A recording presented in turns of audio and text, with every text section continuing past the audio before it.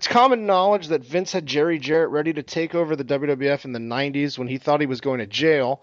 And David just wants to... And as a matter of fact, if you listen to Jim Cornette Experience, early December, number 100 and something, be a VIP member and go and look it up, and you can listen to Jerry Jarrett for about an hour and a half here on the program, tell that story and many others. David wants to know why you think guys like maybe either Pat Patterson or Gorilla Monsoon were not asked to step up, and why they were bringing someone in from the outside. Well, Pat had already... Pat had the issues, public issues, or was having them at that current time with that whole fucking... And Pat Patterson was not guilty of sexual anything.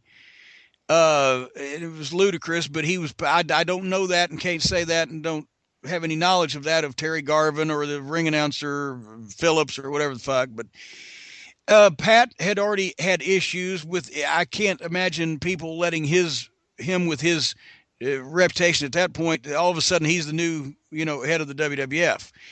Jerry Jarrett, one thing you say about him, except with the boys and their bankers possibly and their financial planners, Jerry Jarrett had a pretty clean personal reputation.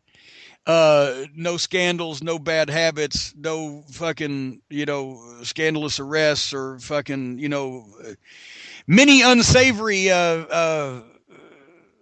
confidants, but that can be said about anybody in wrestling. Gorilla Monsoon, I think at that point, also possibly possibly his age at that time still. Jarrett was younger.